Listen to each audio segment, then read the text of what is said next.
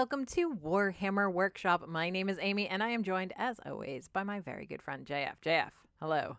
Insert your own clever quip here. Yeah, I'm in a bit of a clever quip dry spell. It's fine. Oh, I'm I'll get sorry. back to it. Dry spells are the worst. It's not good. So, No. here Speaking we of are. dry spells, Here we are, another week. This week, all of the 40k Battle Force boxes are available for pre-order. I'm trying to be strong. I'm strong. oh, I am not. I have already given up very early on that front.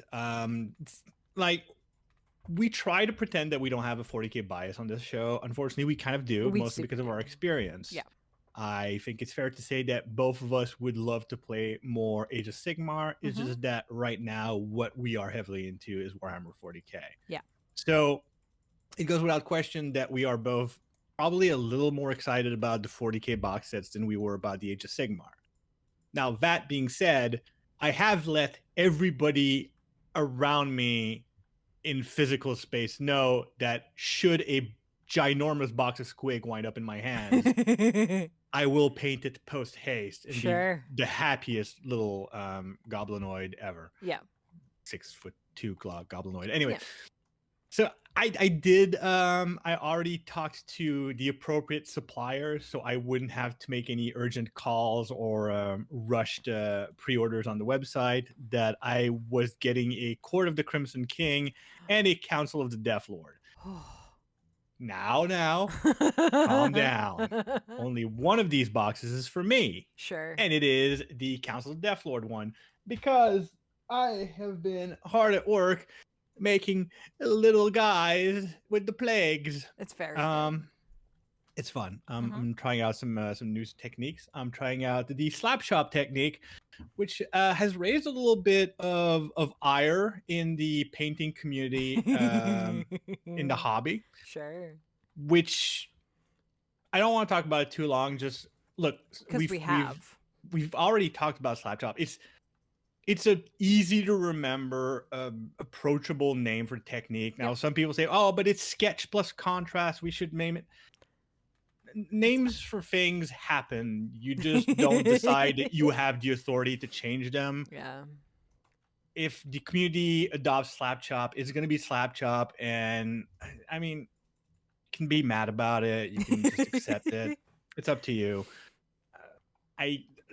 Listen, when you and I were talking about this before the show, one of the things that's always been kind of one of my pet peeve is how the Warhammer painting community, or just the miniature painting community in general, tends to adopt painting techniques and modeling techniques as if we invented them. Yeah. When they have literally been used in art for centuries. Yeah. Sometimes. Yeah. If it's modeling specific, usually the train modeling industry and hobby has been doing it for decades upon decades. I've seen them do it. Like, I've gone in there, man. I've seen some of the things they're doing, and we are way behind. Oh, we are we have some cool, we have some cool toys and some cool products that are coming out that have been in use in those hobbies forever. Yeah. There's certain things that contrast paints is probably not something that you see in the train modeling industry. Because it's not because they great don't for need that. it. Yeah, it's not great for that. They rarely paint to cartoon levels in the way that we tend to do with our unicorns and giant monsters and space warriors, obviously. So anyway, so when it comes to naming various techniques, and this is my last line on this, I don't think it's something that's really drama worthy. No. We can argue about more important things. It's funny. So you're slap chopping some Death Guard. I tried. Okay. Like, we're supposed to be a news podcast, but I will go into the detail that I am trying to slap chop them. Unfortunately, because they're Death Guard, because there's so many cool things I like to do with the airbrush and with the weathering and with the sponges and all that stuff. I've basically started slap chop I've done the painting and I'm doing some of the dry brushing, but I'm doing the fancy dry brushing with 2 or 3 steps, and I will be using oils, and I will be. Oh boy. So I'm gonna call it some advanced slap chop, and it's in the end it's not really slap chop. I'm just squeezing in some contrast paints and dry brushing so I can get some texture on my disgustingly resilient boys. Mm. Mm. Great. So we're also getting some Warhammer Quest cardboards. We are, but you missed one because we're getting. This is actually fairly exciting. We're getting the Adeptus Mechanicus Techno Archaeologist, who is a single model who was originally in one of the Blackstone Fortress boxes. I may have blacked out on mentioning this because I already have that model because of Blackstone Fortress. Right. But this is exciting. I like this little piecemealy. I need them to put out Brother What's His Name for my Sisters of Battle. I mean, I do already have one, but anyway. I mean, no, I agree with you because this is the kind of stuff that we'll see the return of the Zote and the return of the Dreaded Amble, and maybe see us get some more of those Blackstone Fortress constructs. Yeah.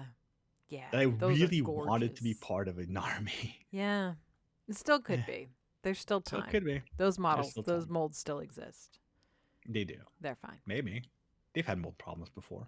Less with plastic. Resin is a lot. They fall apart a lot faster.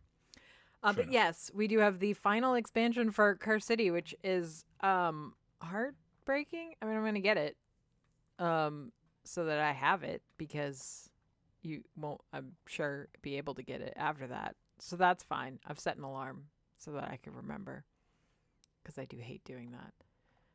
It's the smart move. Yeah, I'm sad about it. Oh, I'm like real sad about it. It's also web exclusive.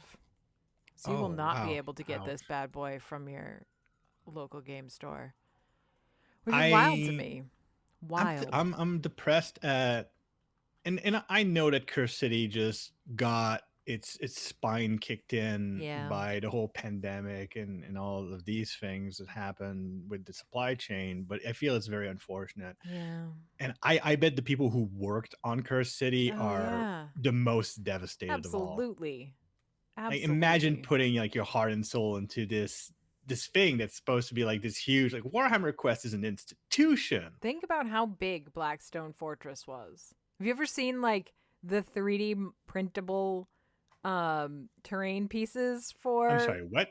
Yeah, so what? There's I forget the name of I forget the person who did it, but it's amazing. And there are Blackstone Fortress STLs for 3D terrain.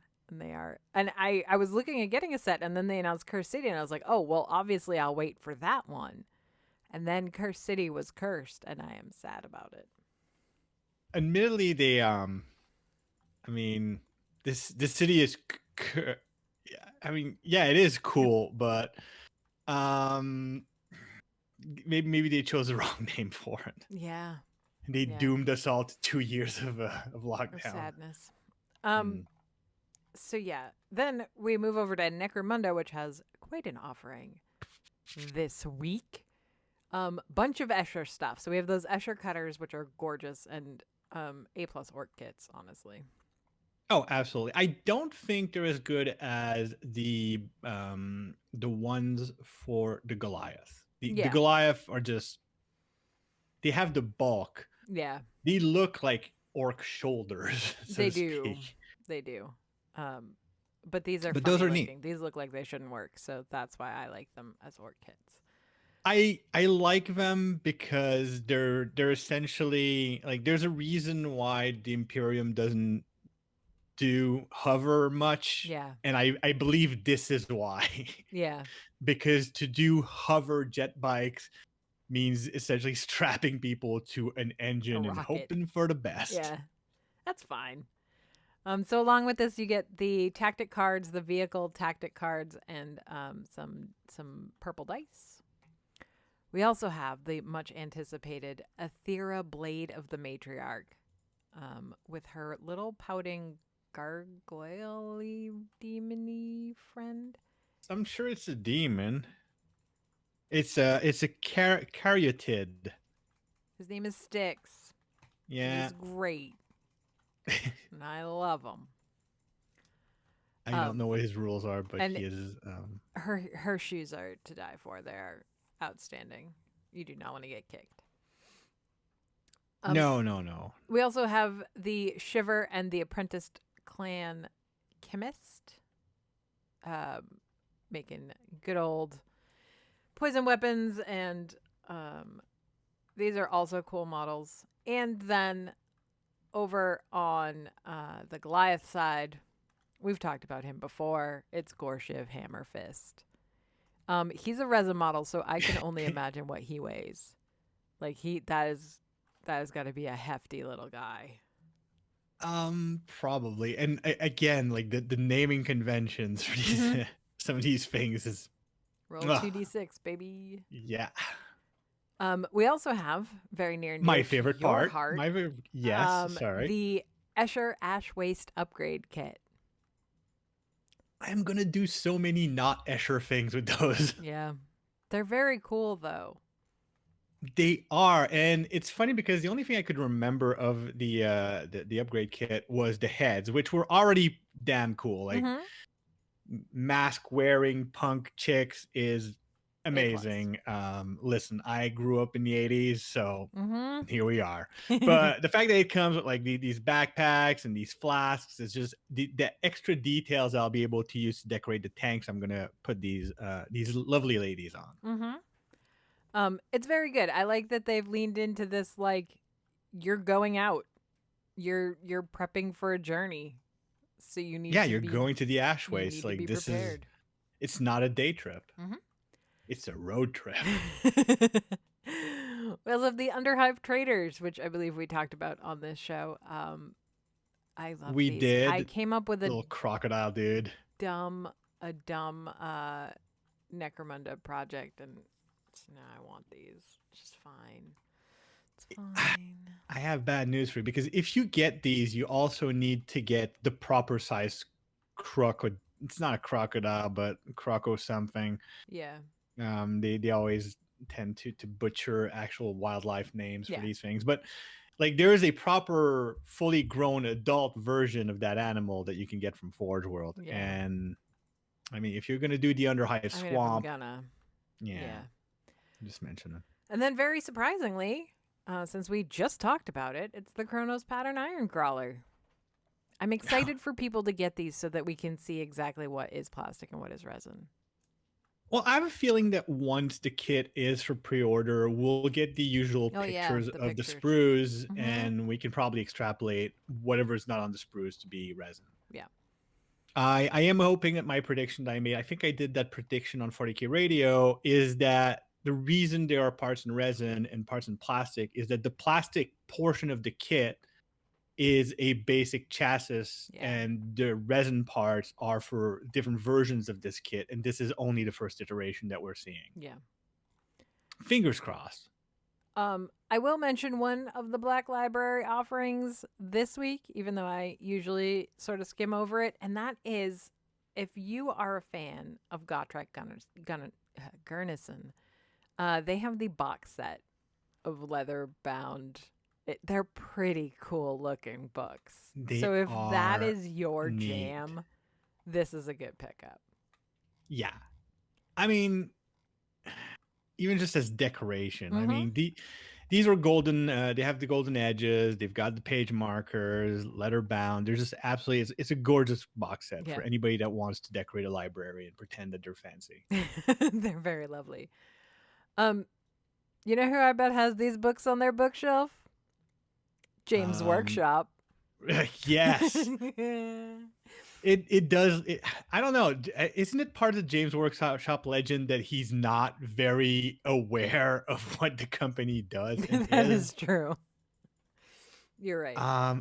As far as a pastiche goes, James Workshop is one of my favorite. I love James Workshop very much. And we got to see him talk about Christmas shipping, which is maybe not exciting, but it's still very funny. He said 23th, and I for whatever reason, that just hit real good for me. And I've said it constantly since. So I'm sorry, everyone that I know.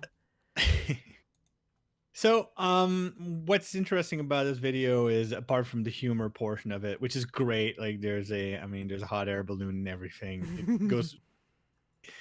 It goes far harder than it needs to, because this isn't a video announcing a new army or a new branch of Games Workshop. They're not like the amount of effort that goes into this video, which is only just to tell us what the cutoff dates are for ordering if you want things in time for Christmas. Yep. So good. It does go hard. It goes really hard. I mean, this is the definition of this could have been an email. Literally, this could have been a newsletter. Yeah, but I wouldn't have read it. But I did watch the James Workshop video. Yes. So yeah, so it's soon if you want it absolutely 100% guaranteed. Yes. And then if you like living on the edge, there are later cutoff dates depending on your location. It is worth watching, James, to find out all about that. Yeah, I mean, you all know where the Warhammer community website is. We don't need to hold your hand for that. Can we go back to Necromunda for just a hot second? We sure can. We sure can. So we did get a preview for another Necromunda character, and this is where I don't pay enough attention to Necromunda, or I've only just started. Yeah. In that, to me, this was really like the revival of the Spirer in spirit, if not in actual modeling or even theme. But we're getting another noble from the higher spires of Necromunda in her true royalty graces. Necromunda, show obeisance to Lady Iera, 13th daughter of Lord Helmar. And speaking of going hard, this model goes really hard. And I love this. Is where I love it so much, because there are yes, go ahead. There are cosplayers. They're called Fred and L Designs. They have done an incredible their Inquisitor that they did most recently is unbelievable. And so I tweeted about how this is like A+, and they replied to me that they are already sourcing fabric. So I'm very excited to see this. It's going to be phenomenal. The fig is insane, and I love it because it really encapsulates the insanity of what Games Workshop tries to do with Warhammer 40k, especially on the Imperium side. Yeah. The idea that this very complicated gown is meant to be battle combat ready is insane. It is so great. No one wearing that hat, no one wearing that much fur around their collar and having such limited peripheral vision, and no one wearing that much fabric should ever even contemplate going into combat themselves. No.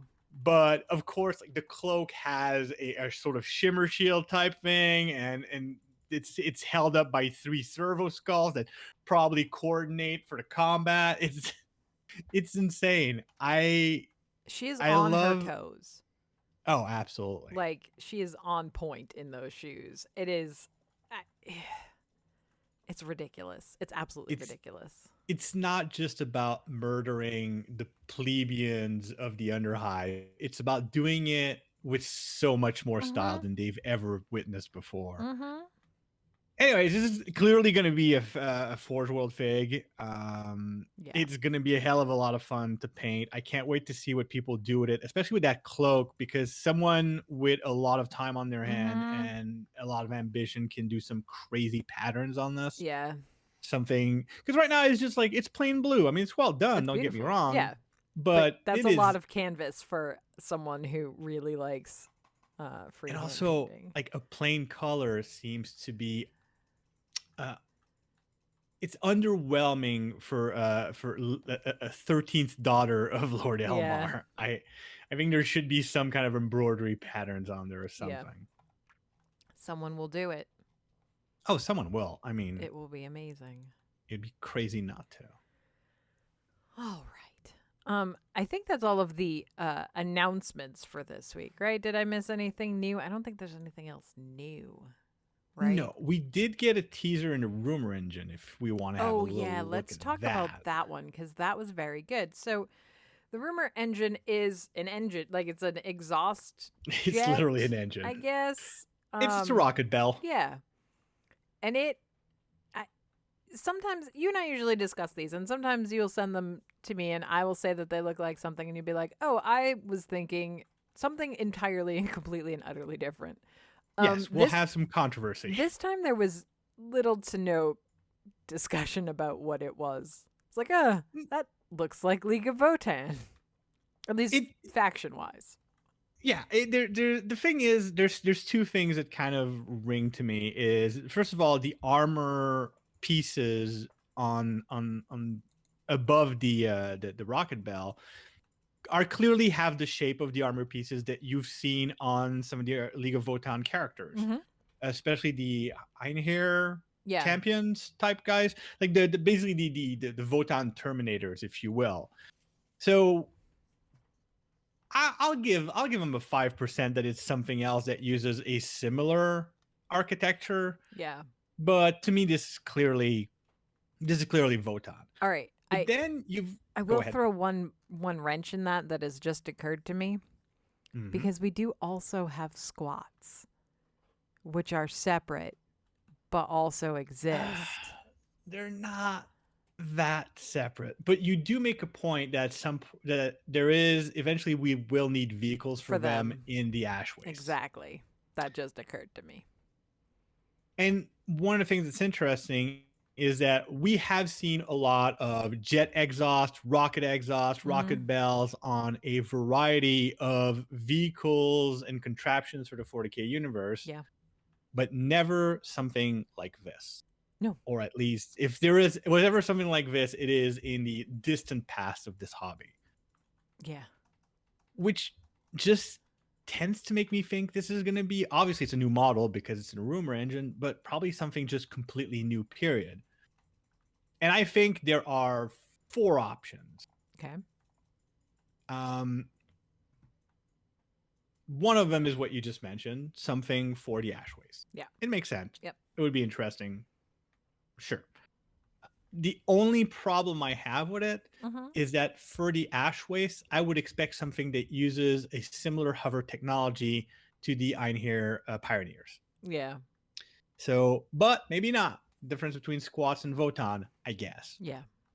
The other possibility would be a League of Votan flyer. I made a big deal about how many times they talk about the powerful, the incomparable gunships of the Votan leagues, etc., in the Codex. Maybe that's what we're eventually getting. Yeah. Games Workshop's been a little bit gun shy about including new flyers in the last few years. I'm hoping that this is maybe returning to that for some armies, because flyers are cool, yo. Flyers are great. Then I have 2 crazy theories. They're not all mine, but it's our show, so you can claim them. It's fine. Exactly. Like, I will pretend they're mine. Votan jump troops would be fun, because we don't have any, and clearly they have the technology for such a thing. Or, in my craziest dream, a League of Votan jump dreadnought type armor.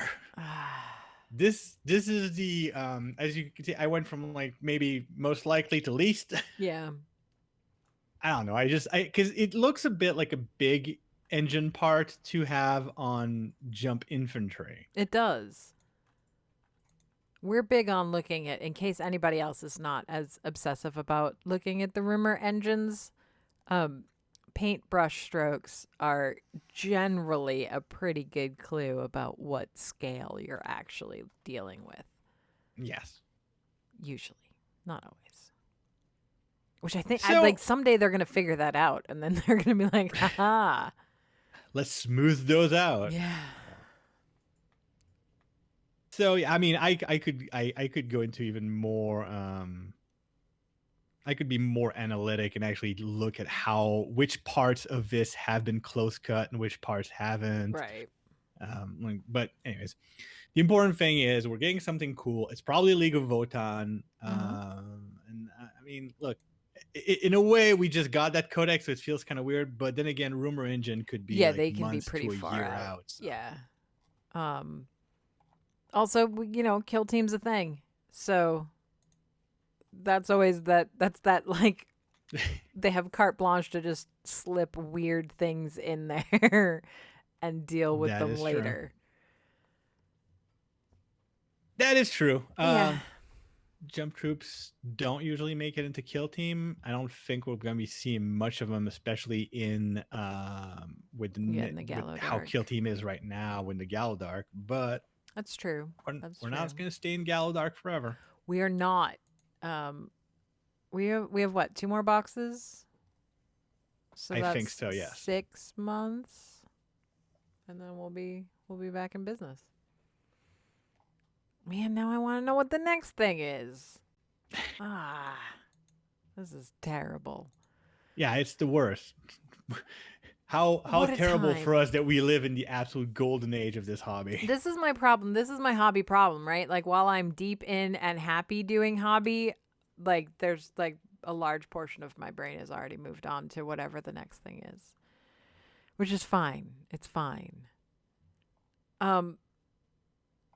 So you pointed this out right before we started recording, and I feel like it's not a terrible thing to wrap up on. And we've been provided with the Christmas Gift-O-Matic. And sure have. It's a quiz that allows you to figure out the perfect present for the Warhammer fan in your life. And I feel like we could do a test and decide the validity of this project. Like, we'll see if it would be in fact the ideal gift. Do you want to take it, or do you want me to take it? Let's both take it. Okay. Are you ready? I have it. Yes. Right. I'm clicking on start quiz now. Okay. And going to the first question. Are they new to Warhammer? We categorically are not. No. Negative. Which do they think is cooler, dragons or tanks? Now, see, here's absolutely this is the problem. This is where it's all going to fall apart. Because I prefer dragons. I also prefer dragons, which is going to lead us, I imagine, down the Age of Sigmar path. But we're going to click it anyway. I'm going to go. I'm doing it. I'm following their path. And who knows? Maybe they will reveal something about me that we didn't even know. Age of Sigmar that I didn't know. What do you think they'll find most fun? Reading books, playing games, or painting models? In the specific frame of the Warhammer hobby, I would say paint models. Okay. I'm going to pick playing games just so we don't have all the same answers. I got a book one, which is weird. Yeah, because same. All right, do they prefer longer novels or lots of short stories? I think I'm a novel person. See, Warhammer, I'm going to go short stories. All right. I'm always into novels. I mean, I write novels. Yeah. I read novels. I write short stories, so I guess that works out. Do they prefer quick games or longer ones? Quick. I'm one of those weirdos who likes a long game. I like to be able to have a few drinks. And I can't persuade anyone to play with me for very long, so I'm going to pick quick games. Do they need new do they need new paints and tools to make their models? No. I mean, always, but no. Do I want? Yes. Do I need? No. Have they painted any of our models before? A few. A couple. Yeah. I have a couple. Do they want a whole new army, or are they adding to an existing one? Oh my God. Yes. Do you not understand? It won't let me click both. I'm going to go new army just because I have. I mean, I just mentioned at the beginning of the show, I am doing some Dark Death Guards right now, which is a new army. So clearly, I'm not immune to that. Okay, I will pick existing army just for jollies. Do they play games at home? Yes, I don't leave my house. All right. I'm gonna go with no because I haven't in a long while. I I got an interesting answer, and I don't hate it, but I don't know that it's the correct answer. Go ahead. It looks like they're a Warhammer Age of Sigmar fan who could use some new terrain. And honestly, one of the ones that they have given here is the Megadroth remains, which is the big dragony skeleton thing, and I'm like not mad about it. That actually seems okay. So I don't know how accurate that is, but also I would not be mad. The answer I got is somewhat similar. It looks like they're a Warhammer Age of Sigmar fan looking for a great model to paint. Okay. We have one. I have the big dragon 2 feet away from me in a cabinet waiting to be painted, accumulating dust. Boy. They're not wrong, but I don't need a new model for this. I'm already there. Yeah. Oh boy. I find this quiz to be fun to take. Yeah. I mean the problem is it's to not be useful. It's the dragon or tank thing really threw off the whole thing. And the thing is, if you're a Warhammer player, if you're a Games Workshop fan and you play the games and you are looking to get something new for someone who's not already in the hobby, my recommendation right off the bat is get them something you play. Yeah. So if you play Warhammer 40K, but your friend is really into Dragon, well, get him into 40K anyways, because get yourself into Age of Sigmar. Yeah. Because having friends who build models and terrain and for a game that you don't play sucks. Yeah. Yeah. That's it. That's where we're at. Yeah, it's not as revealing as I think the Horse Heresy quiz was. That was very fun. I liked that. That was a good one. I didn't like it the first time when it told me I should collect Dark Angels. I'm not painting that much black armor. No. The end. No. We're done. No. So I retook the quiz, tweaked one answer. Yeah. Yeah. And got exactly what I expected. Excellent. Well, it's another full week of Warhammer. I'm torn between thinking that it's going to get real quiet because the holidays are coming, or that it's categorically not. So I guess we'll find out. No, I know we know an answer, but don't even worry about it. No, it's going to get interesting before the holidays. Games Workshop traditionally tries to get people a little bit riled up before they close for a couple weeks. So they did tell us at the preview that we were getting the first Arc of Omens book before Christmas, and we're running out of before Christmas for that to happen. So 1 more month. Oh boy. So until next week, all of our social media information is in the description. And until then, happy hobbying. Materials shown in this video are provided fully or in part by Games Workshop for promotional purposes. If you enjoyed this video, please consider dropping us a like and subscribing. Thanks for watching.